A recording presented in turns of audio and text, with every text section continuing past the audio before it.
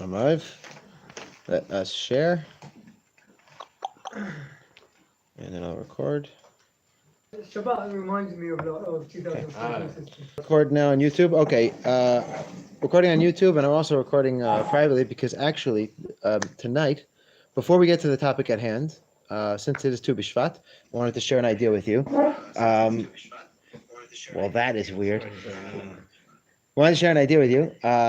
This is something that I think I actually said last year at the Tu B'Shvat Seder. Remember we had like that men's sharing beer. We were reminded of it last night. So this is what I said last year. I actually looked online to see if it was recorded because I actually wanted to send it out on my WhatsApp group, and I couldn't find it, which means that either it was recorded and got lost, or it wasn't recorded at all. So I figured I'd record it tonight, actually separately from this, although it'll be on the same YouTube, and then we can actually send it out. Yeah, I sent out the link on the WhatsApp group. It's there, right? Yeah, it's there. Okay, good. So, in terms of Tu B'Shvat, so one of the traditions about Tu B'Shvat, actually at work today, after Mincha, so I daven with a bunch of guys at Mincha. Most of them are Sfaradi or Chabad, or a combination of both. And one of the things that I heard them say after davening was they said, we just finished davening Mincha, and so it's Tu B'Shvat tonight. And so they said, pray for a good etrog. That's what you should do. You should pray for a good etrog. And the truth is, this has basis in the Mekorot. This is a common tradition. The Ben Ish Chai on the Sephardi side, I guess you'd say, and the Bnei Yissaschar on the Hasidic side. So they both have this tradition. It's a Kabbalistic tradition that you're meant to pray for a good etrog on Tu B'Shvat, for a special etrog. The question is why. So the truth is, I have to be honest, I have not looked it up in the Kabbalistic sources. So what I'm going to say now is my own suggestion. It could be that it's exactly what it says there. It could be that it has nothing to do with what it says there. But zchuti to suggest an idea. And the idea goes as follows. The Mishnah in Rosh Hashanah says we have 4 Rosh Hashanahs every single year. Yeah, we heard it. Right? Oh, did somebody talk about this? I assume somebody talked about the what Tu B'Shvat is. Of course, it's going to be talked about. But I want to focus on 2 of them. One being Tu B'Shvat, and the other being Shavuot. Okay? Tu B'Shvat is Rosh Hashanah la Ilanod. Shavuot is Rosh Hashanah la? No? Because it's, No? Well, yes. So if it's Rosh Hashanah la Bikurim, it's Rosh Hashanah la Perot. Okay? So it's Rosh Hashanah la Perot that we're supposed to pray for Perot there. Now, the halachic idea of Tu B'Shvat, just to go over it, is really just Trumot and Masot. It's when we start counting when we start considering certain fruits to be new fruits. So, the difference between Meiser Sheni and Meiser Ani. That's how you determine it for many fruits. That's the purpose of Tu B'Shvat. But obviously, there's something a little bit deeper we'd like to think when it comes to this idea of Rosh Hashanah Leilanot, Rosh Hashanah Perot, and what exactly that means. But here's the irony. The irony is as follows. The Gemara says this. The Gemara says that Shavuot is Rosh Hashanah Perot, and Tu B'Shvat is Rosh Hashanah Leilanot. But consider the way that we celebrate these holidays. What do we do on Shavuot? We eat chalavi, we stay up all night. What do we put up in our shul? Trees and palm We cover the shul with palm trees. not perot, but the actual leaves. but trees. We cover them with trees. Now, we do that to commemorate Har Sinai, which was covered in trees. That's fine. But still, can't shake the strangeness of the Rosh Hashanah la Perot, and you're covering it with trees. Now, that wouldn't be strange on its own. There's a connection between trees and Perot. I understand that. But here's the thing. Fast forward or rewind to Tu B'Shvat, which is Rosh Hashanah la Ilanot, and what are we doing? We're eating fruits. We're eating fruit. So on Rosh Hashanah la Perot, we decorate the shul with trees. And on Rosh Hashanah la Ilanot, we sit and we eat fruit. That's a little bit strange, isn't it? Now, it could be a coincidence. It could be that this is the way that these minhagim develop. What? Schools plant trees. Yeah, of course. There are ways that we want to be Yotzei Tu B'Shvat, of course. But nevertheless, the minhag for years and years and centuries really has been to eat dried fruit or to eat fruit on Tu B'Shvat, despite the fact that it's Rosh Hashanah, not the Perot, but Ilanot. Obviously, there's a connection. There's no disputing that there's a connection, but it seems strange that we switch them, doesn't it? So I wanted to suggest the following. I suggested this last year. So the reason why we switch them is because there's a problem. When a person is concentrating on trees, why is he concentrating on trees? He's concentrating on planting. And the problem when you concentrate on planting is that you can become discouraged. Why? Till it's tedious. Because the plant is very hard, and you know that you won't get any benefit for months, half a year. So you're involved with the process, but you have yet no access and no glimpse of the product, right? That's Shavuot. So what do we do on Shavuot? That is Tu B'Shvat. That's Tu B'Shvat. So what do we do in order to fix that? We're supposed to be focusing on the trees, but we don't want to lose sight of the fact that, you know what, we can have the perot. We don't want to be discouraged. So we make sure we have perot on that day.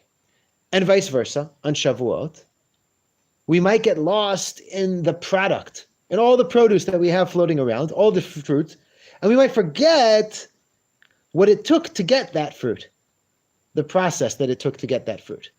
So that's why we switch them, because we don't want to lose sight of the fact that product and process are very far apart, but they're both connected to each other. Now, why etrog? Why an etrog? What's special about an etrog? You guys know what's special about the etrog? No? Besides the Sukkot, it's the fruit that we don't. It's special for Sukkot. Well, you can extend that. Why is it special on Sukkot? What's special about the etrog itself? Chazal say anything interesting about the fruit? Well, it's the It's the Eitz Hadat, but we have lots of fruits that were supposed to be the Eitz. We have 4 different fruits that could be the Eitz Hadat. You're right. And why do they think that the etrog? Why do they think the etrog is the Eitz Hadat?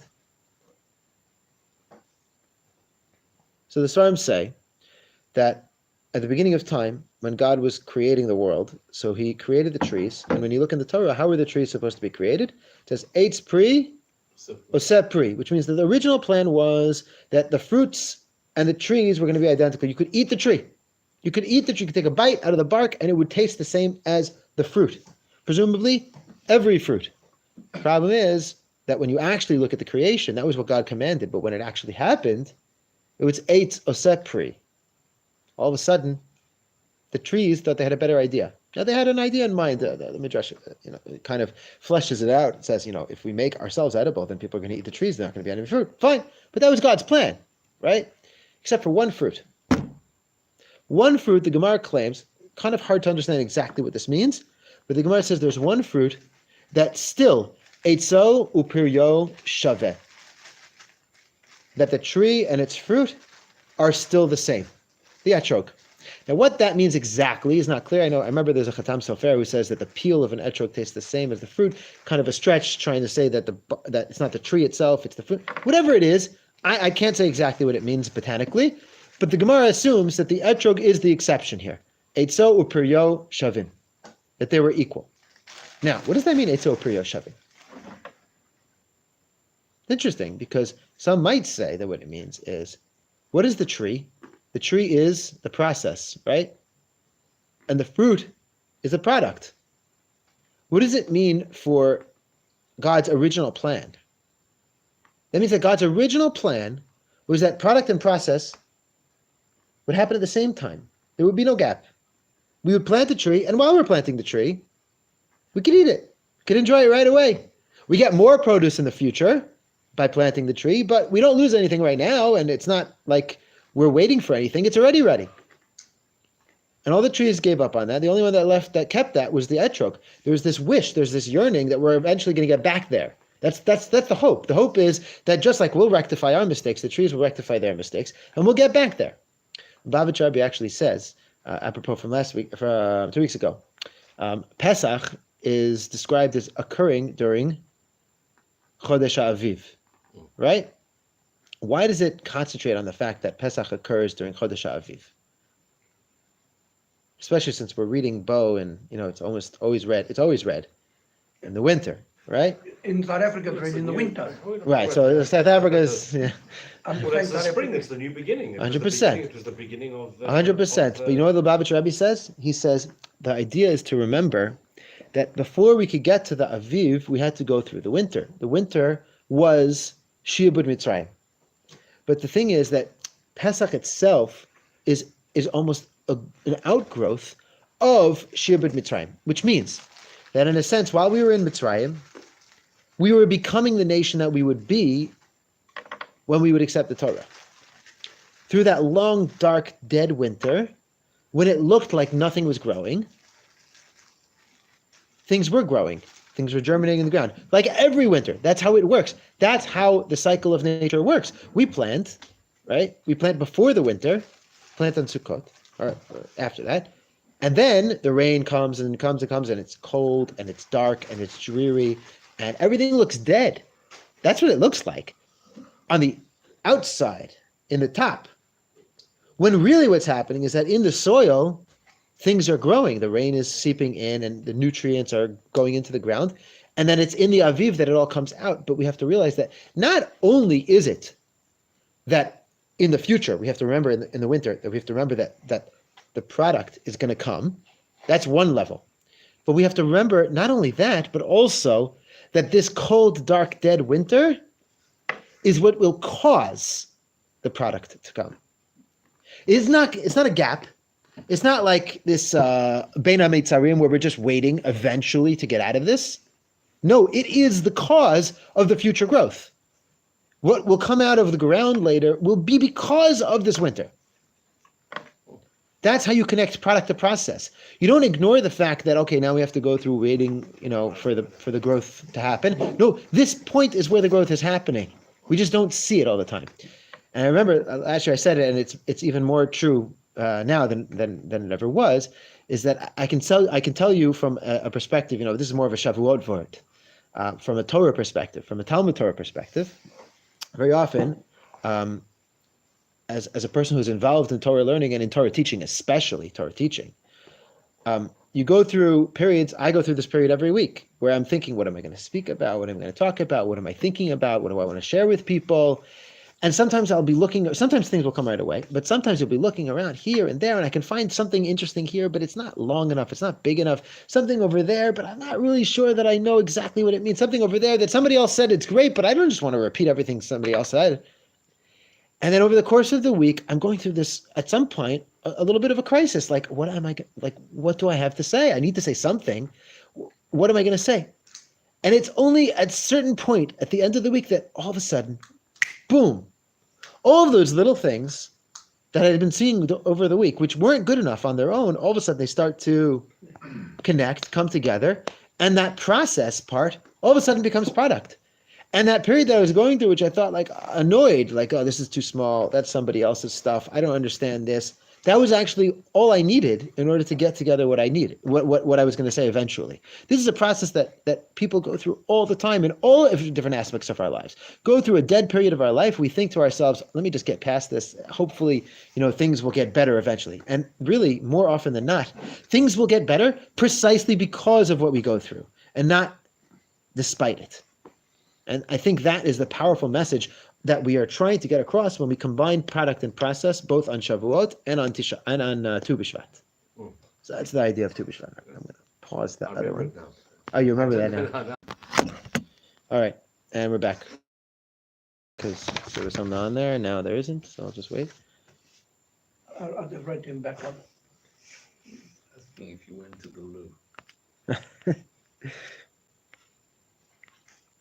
That's funny.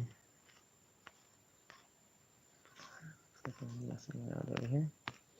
Reconnected. Okay, reconnected. All right, sorry about that. I was just stopping the recording of the MP3 so that I could separate the recordings. All right, now we're going to talk. We'll finish up our topic with electricity. If you turn to your pages, Minchas Asher. Yeah, I have. There's a Minchas Asher. Gimel Kaf Hey. So this is from his third volume of Chuvas. Simon Kaf Hey. Baruch atah Adonai Eloheinu melech haolam borei minei mizonos. Amen. Right.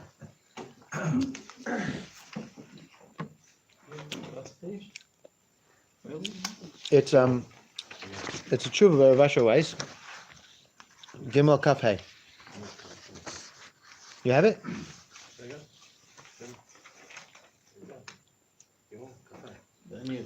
Okay, it should be in the WhatsApp group from last time. All right, Venire.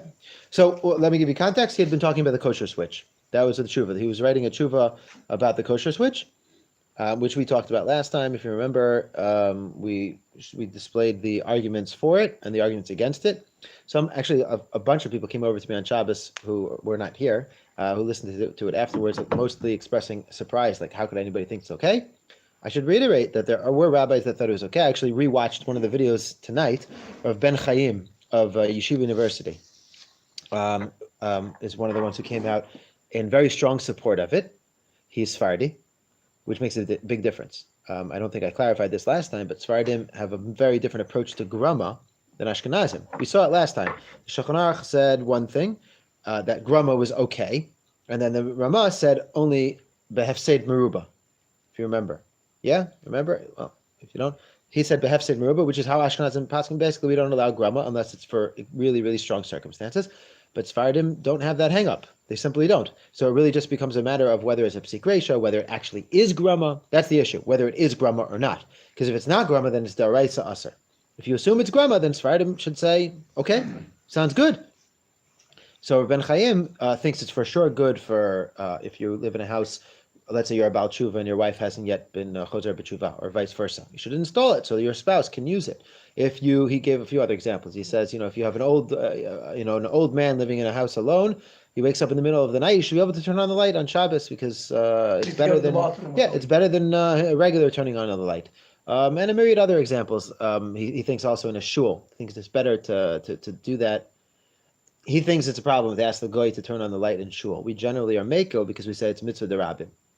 So mitzvah derabim, so it's okay to ask a non-Jew to turn on the light in shul. So he says it's better if you can have this grama switch because it's better than nothing. Okay. In the mainstream Judaism, they've got an Arab who turns on lights and turns off lights. Yeah, most shuls have a non-Jew who turns off and on lights, which is okay. Not okay to do in your own house, right? There's a big difference between asking a non-Jew to do something in your house versus asking a non-Jew to do it in a shul. There's a big, very, very big difference. Okay. Either way, Rav Asher Weiss. Directly or hinting. Even hinting, doesn't matter. Rav Asher Weiss, again, comes out against kosher switch for most of the reasons that we mentioned, mostly kavana issues, and also grama. He doesn't buy the statistical argument, even though it's funny. Actually, if I remember correctly, the kosher switch. Remember, they had this whole thing about statistics that we can ignore the fact that it's going to happen over and over, and we just look at each one by its own. They quoted Rav Asher Weiss for that. A different tshuva by Rav Asher Weiss, I think one about finding about statistics.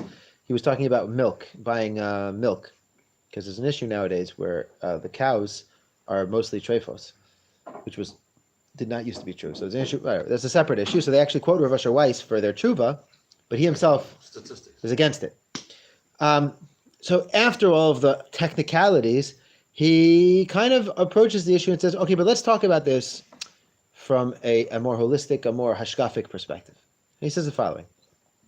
ונראה ברור להלכה לעניות דעתי, דכאשר מדובר במכשיר כמו נידון נידן, דמתכונן היטב ומשוכלל ובנוי ונוח לשימוש.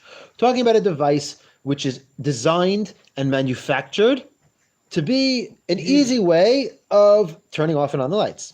והתוצאה איננה מקרית ומסופקת אלא צפויה. And look, at the end of the day, the result is known. We know that when you flip the switch, it will turn off or on the light, within a certain amount of time. Remember, Rav Asher Weiss considers any situation where you use electricity, which is intentional and conscious and constructive, to be asar midoraita. He thinks because of makeh patish, as long as it's malchet machshevet, and he thinks it is. It's true that there is a wait, there's a delay. So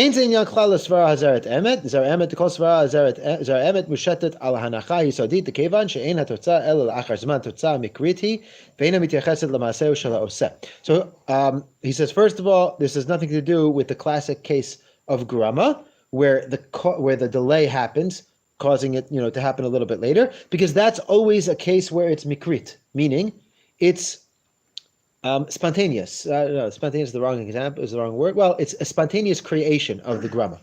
In other words, like the case where you put the barrels of water down and then the fire reaches the barrels. That's not something that you design beforehand, that you're ready.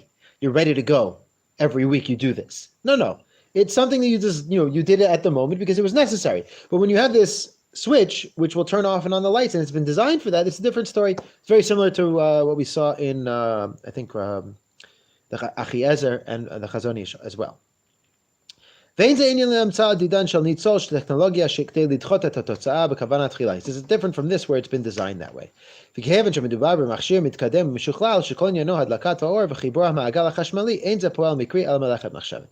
is melechet machshavet. Actually, now that I look at it, I think he's still here in the technicalities. He's making his argument. His main argument against this is that it can't be grama because it's designed.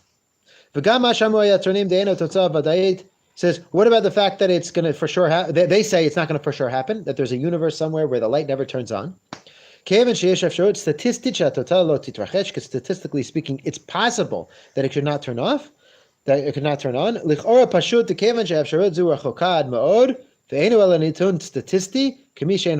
says, since it's just a vanishingly small chance that it will happen, it's not relevant. It's pretty much for sure that it's going to turn on. Okay? That's the whole point of psik. Again, He's saying it's a psik reisha. He's saying that it's for sure going to happen. no. But it's mitkaven, so it doesn't matter. Okay. He's saying their claim is that it's not a psik reisha because it may not happen. Exactly. That's one of the reasons why. But he says, of course it's going to happen. No, is it going to happen right away? Is Doesn't it going to matter. happen with the flip of the switch? You're saying the multiple moments. That's alvo. He's not even talking about that right now. It's not going to go on. We just And- don't know on what cycle it's going Right. to come on. So that should. So make he it doesn't not think that psik. matters at all. He doesn't think that matters at all. Okay. So he says, you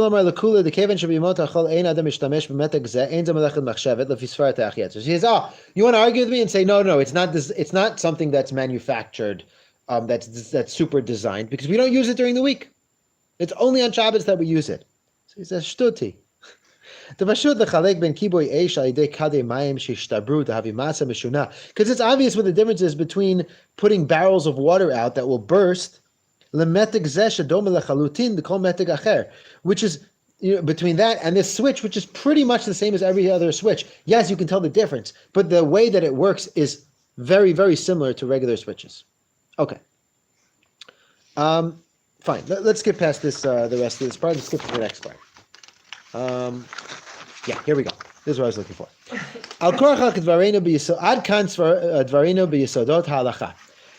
Okay, ad kan, the conversation about halacha. Not going to talk about halacha anymore. All right, that's kind of a strange thing to say. I have to express my heart, my what's the right word? This pains me. How much this pains my heart. That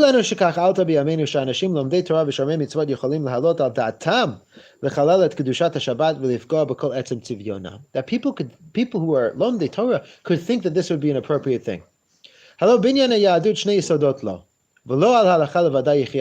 There's two foundations for Jewish living. It's not only on halacha that we live. We have halacha, cold, stark, black letter halacha on one side, and we have masoret and minhag on the other side. וזה יותר מ100 שנה מאז חדר החשמל לכל בית ובית נשמעה כל המונה של תורה. כל המון ככל שקי שקדושת השבת דורשת במפגיע הימנעות מכל צורה ודרך של סגירת מעגל חשמלי בשבת. It's already been 100 years since the declaration, figuratively, has gone out that we do not use electricity on Shabbat. We don't actively use electricity on Shabbat. It's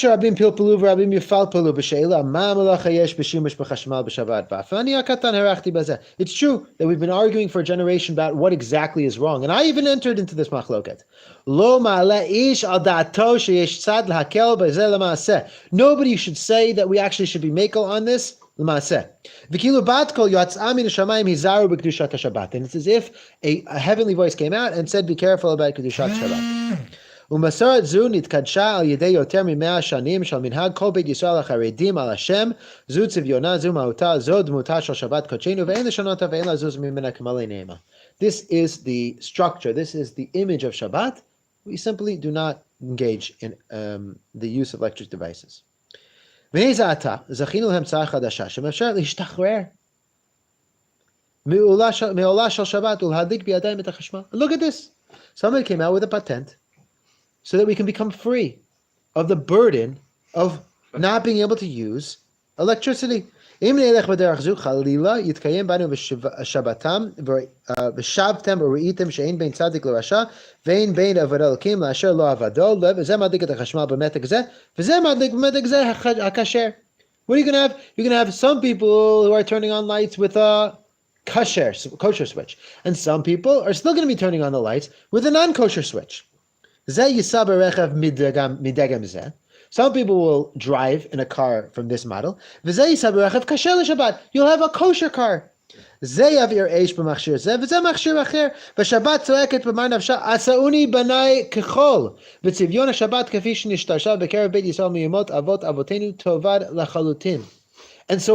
the Chilul Shabbat will look exactly like kosher Chilul Shabbat.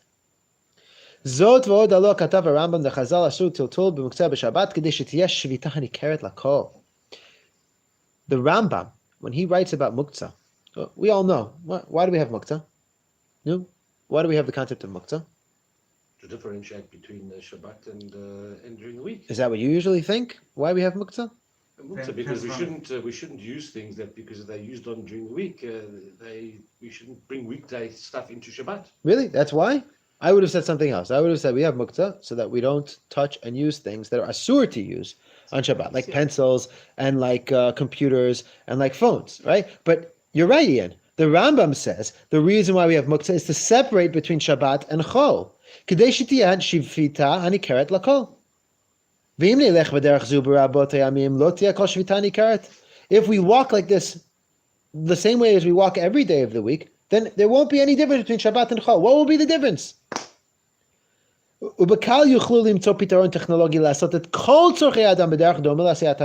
He's right.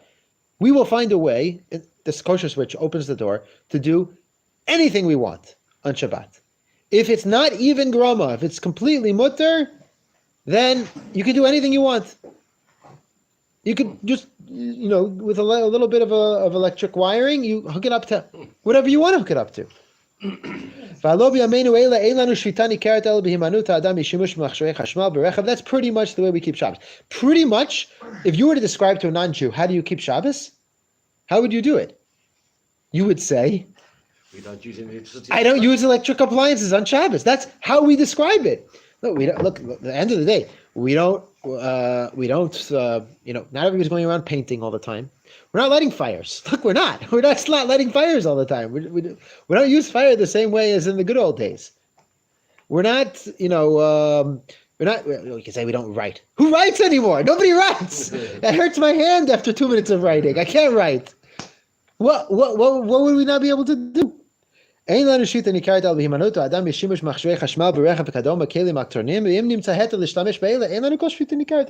anymore. There's no Shabbos. There's nothing left. Is that not also a maritime issue?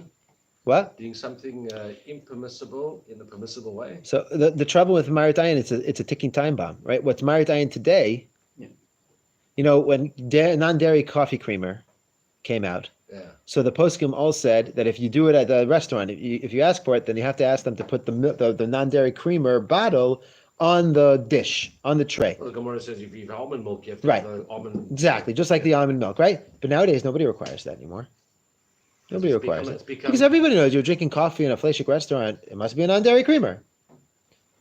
Yeah, but non-dairy creamers and different milks today have become commonplace. Exactly. Not only just from a Jewish perspective. Exactly. So from a maritime perspective, for example, a person walking around with an electronic watch. Let's forget smartwatch. Right. Forget smartwatch. Forget it.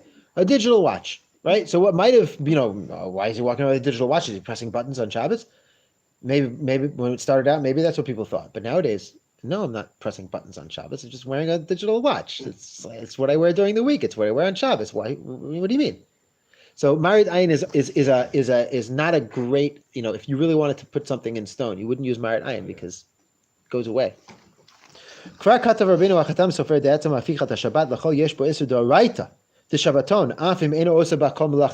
this is based on the Ramban.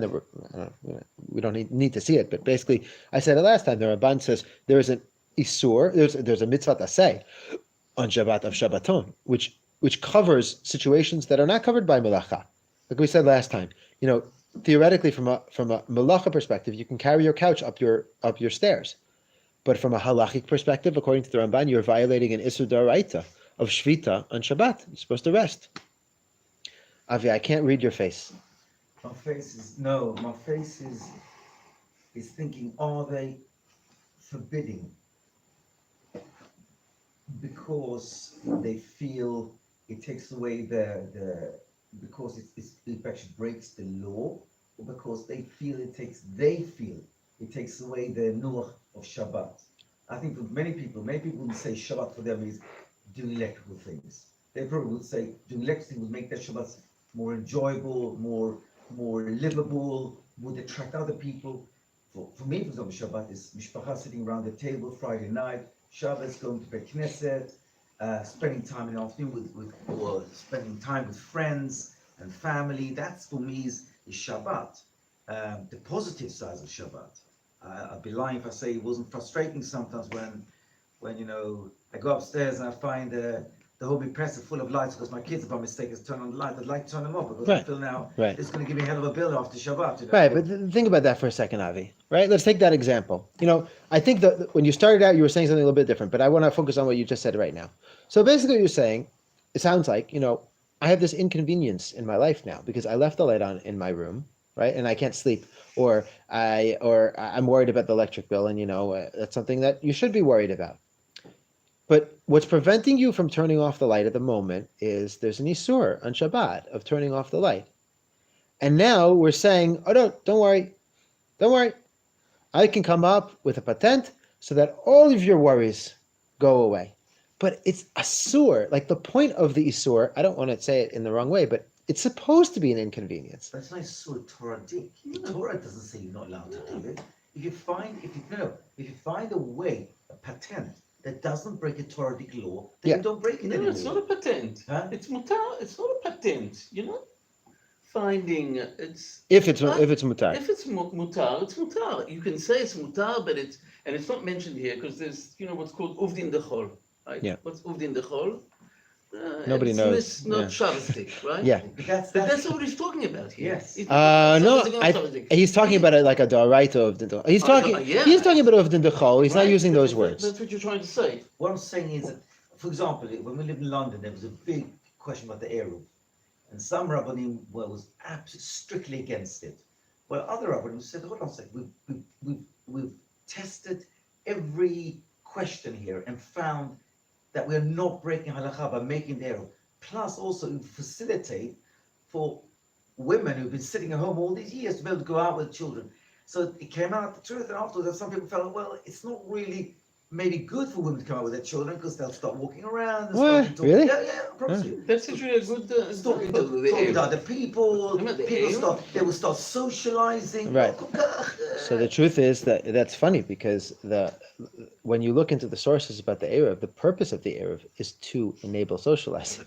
It's supposed to engender peace and people get together with each other. That is the purpose of the Eruv. And any place where there is an Eruv, it was encouraged to institute the Eruv because it will do that. Now, the only reason to not put the Eruv is if you can. When can't you? When it's an Isur D'Oraita. Keep in mind, the Eruv is only going to matir carrying in a place where it's mutar mid'oraita already to carry. Only the rabbis imposed an Isur. And so along with the Isur, they said, but if you do this, then you can carry. Now, what does it mean to do this? It's not putting up wires. It's not putting up walls. What is it? What's the Eruv? What is the actual Eruv? When we say the word Eruv, what's the Eruv referring to? It's not referring to the poles. Area. No. What's an Eruv Chatzirot? When I say we have an Eruv Chatzirot, what do I mean?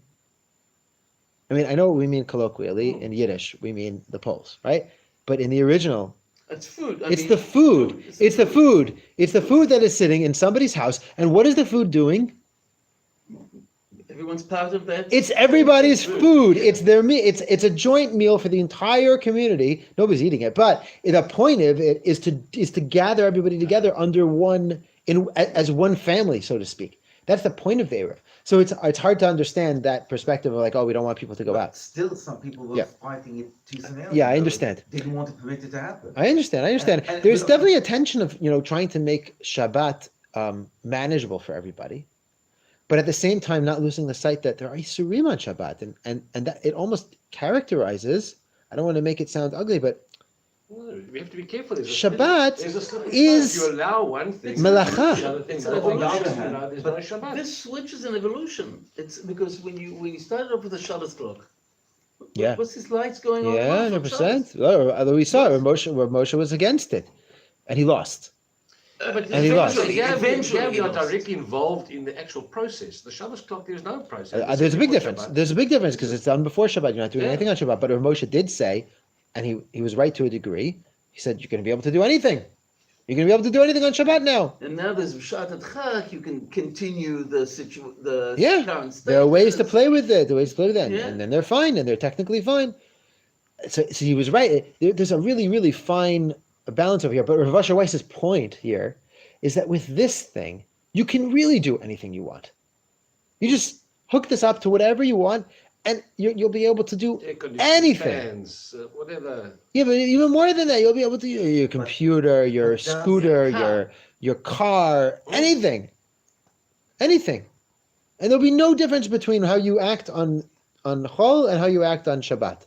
Yeah, you'll say we're going to get around the table and eat dinner. Let's see how long that lasts once your kids are allowed to be on their phones. Unfortunately, many people do it anyway. Exactly, exactly, and you see what it. But there is a message I sent you, and that I Right. think was one of the reasons the arrow being put in place was because there's a lot of chilonim that will break Shabbos in certain ways. Right. And if we can put a certain law which doesn't infringe on Torah law Right. and make it permissible, Right. then suddenly enormous amount of averot don't become averot Right. anymore. So I think you were here at the beginning when the kosher switch was put out. So there was, it seemed in some of the marketing materials that they were targeting it towards people who were kind of on the fence about Shabbat observance, and they wanted them to use it because at least it was better than just turning off and on a light. And according to most poskim, it is better, right? Because it should be at least one of the gramas that we saw. Maybe none of them, but it should be at least one of them. So it is better. And if they had kind of stopped there, then it would be fine.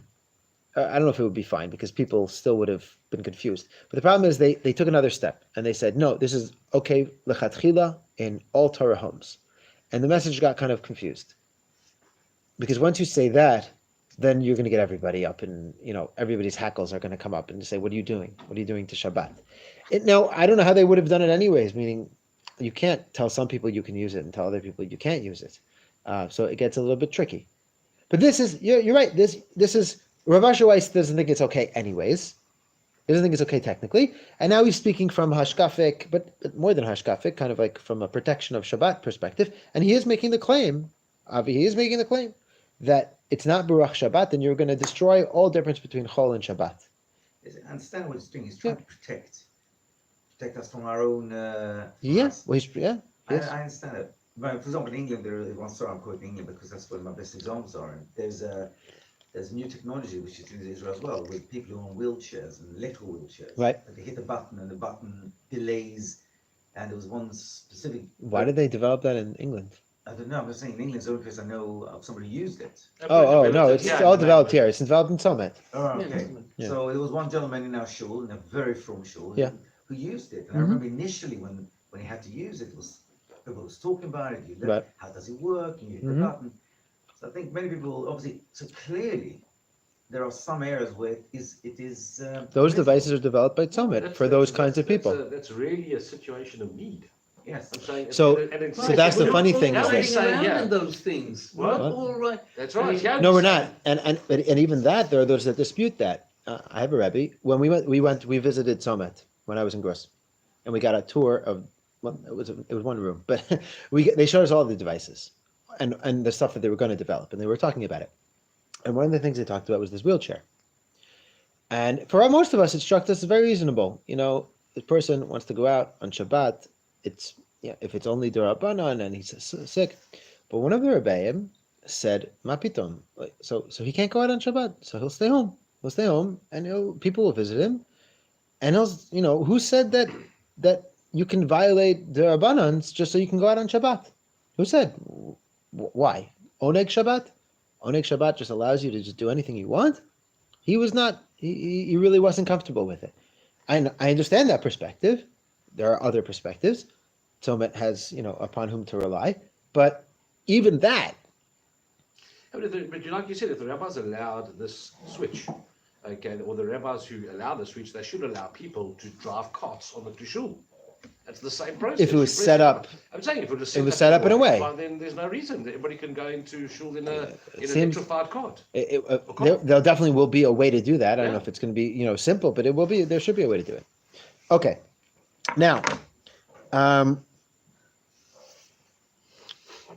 he says, "Vayinod b'Masechet Shabbat mutar lahotzi mereshut hayachid l'makom patur or lachnis m'makom patur l'reshut hayachid v'chen legabe reshut rabim u'bavad shelo yitom b'bal habayit v'noten la'ani." Why is he quoting this? I don't remember. Me'ani v'noten b'bal habayit u'barash sham katav d'mezalzel b'yisurei Shabbat lechatchila legrom hotza'a mereshut hayachid l'reshut rabim. הרי שאסרו חכמים את עצם המגמה לגרום לתוצאת מלאכה בדרכי התר, וכיוון שגורם הצעה מרשות היחיד לרשות הרבים, אף שזה דרך מקום פטור, יש בזה זלזול בישראל שבת ואסור חז"ל. Okay, so here's a little bit of a detailed example that he's bringing, where the rabbis forbade something that was mutter, because it will eventually lead to people doing something that's asur. So what's this example? Example is where you take something from a Reshut Yachid to a Makom P'tur. It's a Makom P'tur, it's complicated, but it's basically something, it's an area in a Reshut HaRabim which is above 10 Tfachim, or, above 10 Tfachim, that's all? 10 Tfachim? Above 10 Tfachim, which is considered a Makom P'tur, that meaning that if you place something in that area, like on a high pillar, so then you won't have violated Shabbat, Midoraita. But you can't. So what can you do? So in theory, what you could do is you take it out of your house, right? And you keep it above your head, and then you put it on the Makom P'tur, and then someone else comes and picks it up and takes it to where they're going, and then nobody's violated Shabbat. So great, patent. But the rabbis forbade it, and Rashi says because mezalzel b'yisurei Shabbat b'chatchila. Because you've now circumvented an Isur Shabbat, but it's a zilzul. It's like, what are you doing? You're finding a way to get around it? Now, again, you'll probably bring up, what about Shabbat timers? So if I were to defend it, I would have to say something like, no, we're not getting around anything. We've caused it to happen on Shabbat by doing it before Shabbat. So it's not a zilzul, or it's not circumvention because I did it before Shabbat. I'm not doing it on Shabbat. And what about other loopholes? So this is a dangerous Rashi, right? Because according to this Rashi, maybe there's a lot of other things that should be asur. So, okay. Continues. Yeah, the last part. V'nei adati sheportzei hageder yit'anu. They'll say, "V'alo b'harbet dvarim." Here we go. Harbet dvarim hikilu gdolei ador b'chilku ben din ledin. In a lot of places, the rabbis are makil, and they make differences. And they find loopholes. And you'll have a good argument. So we don't make new gzeros. This is a famous phrase, I think uttered originally by the Rush, if I remember correctly. Rav Vadi Yosef uses it a few times. We don't make up new isurim. Any isur that the rabbis express has to be something that's mushtat, that's based on something that came before it. We don't make up new things. Va'an v'omer eina reshut nutana el gdolei Torah shelibam patuach ku'ulam v'sichlam tzoref kivshana shel Torah b'amala shel Torah lishma lehem mishpat ha'bechor lekarev v'lerachek ledamot l'chalek b'siyata d'shmei hashora aleim shelo tetzei michshol mitachit yadam. So he says basically we leave that up to the experts. He says yes, you're right. Sometimes they find loopholes. Sometimes they refuse to find loopholes. And you know what? That's their right, and they have the expertise to decide when they should and when they shouldn't. And you should butt out. That's what he says. Al ken korani aleichem al na achai tareu kalech lach miderech zu. Go away from this path.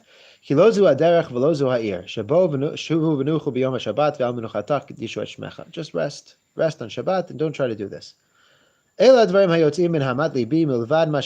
this is what's coming out of my heart. So this is his plea, kind of, to protect Kedushat Shabbat from his perspective. I know it says rest. Yeah, does he have 6 He has more than 6 kids. He has a lot more than 6 kids. Comes from a family of 10 boys, I think. 10 kids. This is a great backstory for Vasher Weiss. You know the story? Yeah. You don't know the story? No. I'm not going to get it right. I've heard it a bunch of times, but I've never said it, and I've never written it down. So, the story goes something like this: his father was very, very close with the Kloisenberger Rebbe in the ghettos. I don't remember which ghetto they were in. I can't remember, but they're from Sons. Okay, so their sons are Hasidim, He was very, very close to them. And his name was Rav Moshe Weiss. And after the war, they were released, and the Kloisenberg Rebbe asked him for help. He said, Moshe, I want you to help me. There are a lot of Jews that have died, and they need to be buried. So we're going to go around Europe, finding these Jews and burying them. So for like 2 weeks, they were just every day, just burying Jews. And after 2 weeks, Rav Moshe turned to the Kloisenberg Rebbe and said, Rebbe, I love you, and I want to be close to you, but I can't keep doing this. I've seen so much death. I've lost my wife. I lost kids. I lost I don't remember exactly who we lost, but I can't keep doing it. I need to get on with my life. I'm a young man. I need to move on. And the Rebbe said, Moshe, I need your help for this.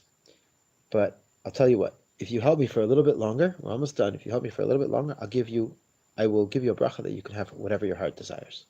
Whatever it is that you want, just ask for it. I'll give you a bracha that you'll get it. So Rav Moshe said, okay, I'll help. What I want all of my children to be lomdei Torah, to be balei chesed and talmidei chacham. They should know every tosos, by heart. And he said, okay, so apparently Rav Asher Weiss is one of 10, and he's just the most famous. Right. But they're all like that. That's what I'm told. So and just in terms of character as well, just very, very impressive. I don't think there's anyone in the world like him at the moment. So that's Rav Asher Weiss. I had two more makalot. One of them was the Ramban that I've been telling you about, where the Ramban says that we have a chiyuv to rest and to kind of guard the spirit of Shabbat and not only the malachot. And then I actually put the tshuva by Rav Moshe about Shabbos timers and how he was against them.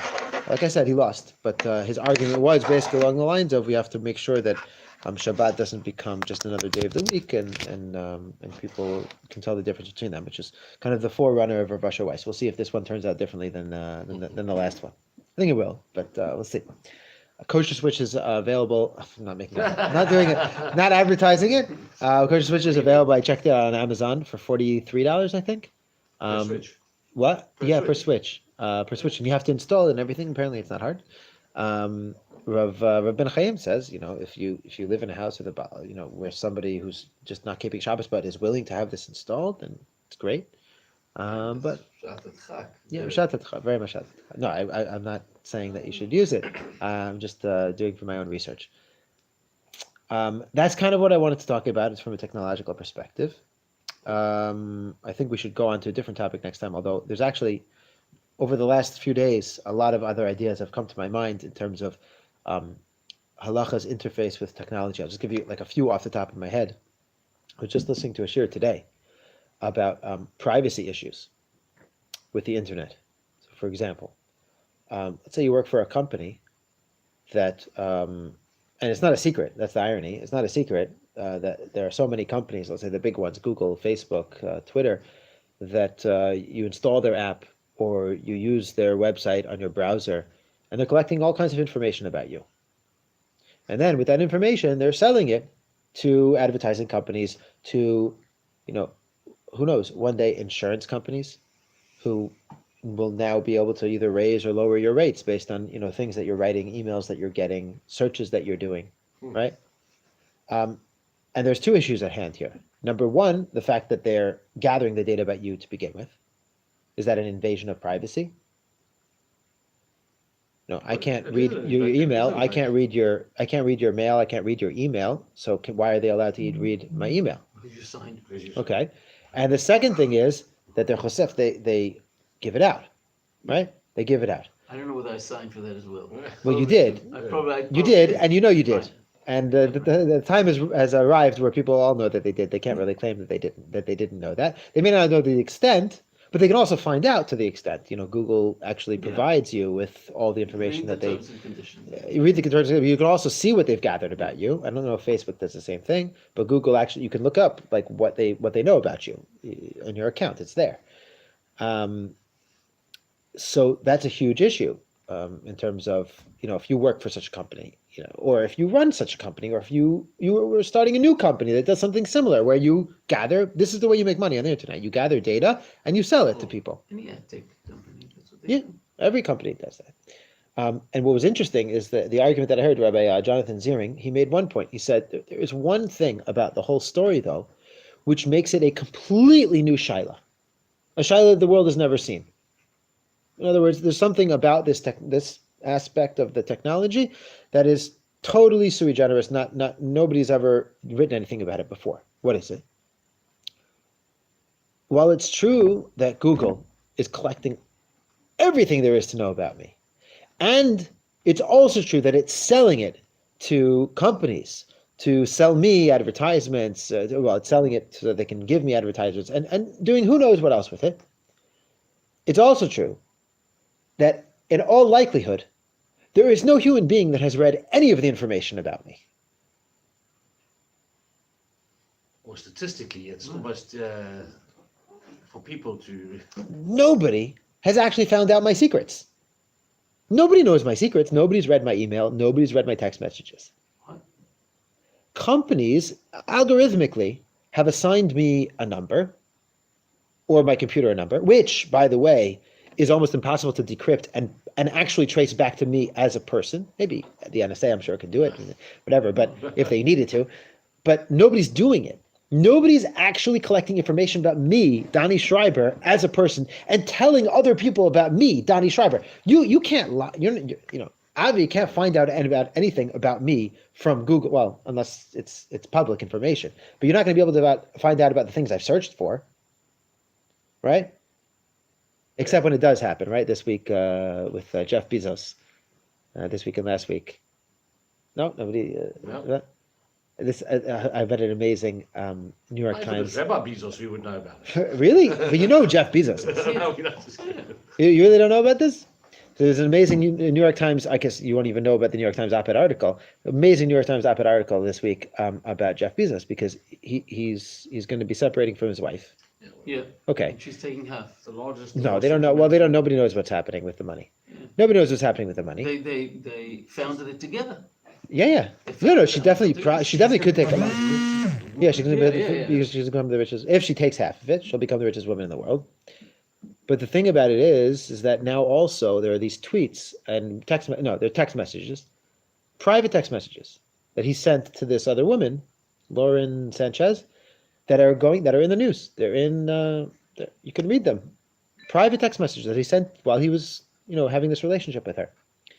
And the op articles is like, you have the richest man in the world, runs a company based on mining data of other people, and he can't even keep his text messages to himself. It's amazing. If he can't keep his text messages to himself, then what hope do we have? Amazing. Like, can you imagine, Mark Zuckerberg being hacked? Well, I guess you can, but imagine his Facebook account being hacked and everybody finding out everything about it. Like, if he's not protected, then who is? But in the mainstream, though, nobody's actually reading our data. So in what sense are they actually invading our privacy or selling our data? Or breaching our confidentiality? Is my confidentiality breached? I don't feel like it is, because nobody's actually read anything about me. I'm a number. Yeah. So that's a great question. That's one question.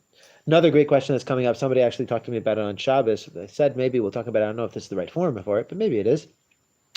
About actually two different types of synthetic meat and the implications. You have one, which is real synthetic meat, meat from that's been cloned, or a petri dish that's been developed, but it's real meat. It's meat that was taken from an animal. There's one of the rabbis wrote an article about this. Yeah, a little while ago. I ate a burger. The Impossible Burger? Yeah. So that was something else. Yeah. That was plant-based. That's a plant-based burger, which is, it's not tofu, it's plant, but it's, what? It's a great subject, yeah. But it's not meat at all. It's not meat at all. It tastes exactly like... You actually ate it? Wasn't it really expensive? I really did have Wasn't it really expensive? It wasn't really expensive. Where'd you eat it? There's a place in Teaneck. in New Jersey. You can get the Impossible Yeah. Burger in Teaneck? Cool. Apparently, this is what I was told by Adam Thompson. Shout out. Apparently, it's called the Impossible Burger because the person who developed it said himself that he thinks it's going to be impossible to get people to eat it. Because because people are going to say, no, it's a veggie burger. Why am I going to eat it? But apparently, it's so similar that people actually they think it's the same. They think it's amazing. You can't know. Getting back to the Maris Ayin issue, so and that's part of the thing. You have one issue with the meat itself. Like if it's real meat, but it's developed in a lab, so then you have a question of whether or not it is meat, right? Is it fleishik? Is it meat? Does it have to be shechted? The questions can it about, come from a right? non-kosher Questions. animal? Can you take a pig? Can you take it from a pig? Right? Questions about. Great questions, right? And then you have the issue with the veggie one, which apparently is so good that it's almost like a real burger. So in terms of Maris Ayin, like we said before, it could be that in theory the Maris Ayin issue could go away over time. But then what do you have? You're confused. Like I'm eating a veggie burger, and that person's eating a regular burger, and who's eating what? And I'm gonna make a mistake, and I'll eat a cheeseburger that's a real cheeseburger, or not a real cheeseburger, until one day I guess there will be no real meat available anymore. I mean, who knows what's going to happen in the future? And those kinds of issues come up already today. In Dunkin' Donuts in Brooklyn, you can get a bacon and cheese in the kosher Dunkin' Donuts in Brooklyn because it's fake bacon, but it's on the menu as bacon and cheese, right? It's on the menu. You can buy. You go into a kosher Dunkin' Donuts in Brooklyn. Yeah, the bacon bits. I've ever told you that story. The great story. When I was in, I wasn't there in my summer camp in upstate New York. So my parents told me once that the staff goes up early to the camp to set up, and so Baruch Hashem was only the staff. They were in the lunchroom, and the waiters brought out salads, and inside the salads were little bacon bits. Bacon bits are these fake bacon bits, and they were eating. And there was one woman there who was a balat shuvah, and she turns to the waiter. She says, where did you guys get these? Because these are amazing. They taste like real bacon. Can you find out from the chef, where did he get these? And the waiters go back in, and 2 minutes later they come out and take all the salads off the tables. Baruch Hashem, it was cold, but this is what can happen, right? And then kind of the other, by the way, the ulterior question here is whether this is a good idea at all. When the Torah says don't eat this and don't eat that, don't eat it, don't that. There could be a number of reasons why it said that. It could be that there's a problem with the pig itself, but it could also be, couldn't it, that we should be eating different things from everybody else? That we shouldn't be eating the same foods as the rest of the world? Shabbat, you said it. It's not to do certain things is not Shabbos. Right. It's the same Rabbanim No, said, so I don't know. Something tastes like a pig. It's not Yiddish. definitely something to think about. If you Nesach. imagine in 20 years you lived in a world where there was no non-kosher food. Is that a good thing? Is that a bad thing? It sounds good, but is something lost? It seems really hard to say that something is lost, but I can't shake the feeling. Don't know. There's no vote in Nesach. What? That we shouldn't, because if you drink together with the goyim, then you meet the goyim, and Right. you. Right, that's fair. That's the Right. main reason for Yeah. Nesach. Yeah. I mean, today for No, sure. for Stam Yanam, not for Nesach. For Staminam. Stam Yanam, yeah. Yeah, there was one other issue that I was thinking about. Extension of Shabbos issues is what we haven't talked about is, and this is really, this is kind of like Yuval Harari kind of issue of the question of the future of human beings. As we make more and more usage of technology and computers become, frankly, more and more a part of us, you have already people that incorporate, you have people who, Rishmit, with real devices that are developed for them by governments and by organizations, have already kind of incorporated technology into their bodies, whether it's pacemakers on a very low level, whether it's cochlear implants that they stick in their ears, higher level, whether it's the microchips that are integrated into the brain to allow them to move, to allow paraplegics to move things, their body, cursors on a screen or robotic arms here a half a world away, to all kinds of other gadgets. There's a guy, and the other implications it might have for what it is to be human. Like, give an example. We'll end with this. Okay, we'll end with this fantasy example. The Matrix, right? The Matrix. You remember the scene? Neo says he's going to go fight, So they give him a disc, and they insert it into his brain, And he knows. and he goes, "Whoa, I know kung fu, Yeah. right? I know kung fu." Imagine a world where you go like this, and you go, "Whoa, I know Bava Kama." Now, no joke. Meaning, what do we think about that? You don't have to toil in Torah anymore. You don't have to toil at all. Is it a good thing? Is it a bad thing? Is something lost? There's a Beis Halevi, famous Beis Halevi, the 18th drasha, which I used to learn every year on Yom Kippur. It's a good time to learn it because it's about the Shvirat Luchot, when Moshe broke the Luchot and then he came down with the second Luchot. Yom Kippur he came down with the second Luchot. So the Beis Halevi describes, this is Rav Yosef Dov Halevi Soloveitchik, the original one, the Rav's great grandfather, same name. So he describes the difference between the first and the second Luchot. He says the first Luchot, everything that was ever going to be Torah was written on the Luchot. How? Magic. God. It had all kinds of miracles that were going on. The letters were hovering in it, and you could read it from either side. Plenty of stuff. This is frosting on the cake. God had written on the Torah all of Torah Shebechtav, Tanakh, all of Torah Sheba'al Peh, Mishnah, Gemara, all of Agadita, all of Kabbalah, everything that would ever be asked by any student in any shir. It was all there. And then Moshe Rabbeinu came down with him and ended up having them be smashed, right? Whether he smashed them or whether they fell, whatever it is. And then the second set of Luchot had to be written. And the second set of Luchot just had the Aseret HaDibrot on them. Just regular Aseret HaDibrot. The Beis Halevi says, it's a good news, bad news kind of situation. Why? If we had kept the first Luchot, it would have meant that we never had to worry about forgetting anything. Because everything would have been written. It was all written. You don't have to learn something, memorize it, remember it, internalize it. Anytime you have a shaila, you open up the Aseret HaDibrot, whatever, you open up what you need, and chick-chack, it's right there.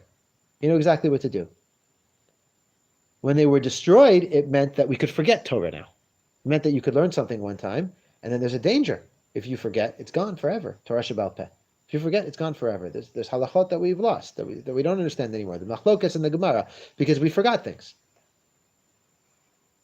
But the good thing about it, the Beis Halevi says, is instead of the Torah being written in ink on the Sefer Torah, it's being written on our hearts. It's written on us. We are the Sifrei Torah of Torah Sheba'al Peh. It's us. When you learn Torah Sheba'al Peh, you are the Sefer Torah. It's residing in you. Because you're the one who knows it. If anybody needs to know it, they have to ask you. And that's the good news.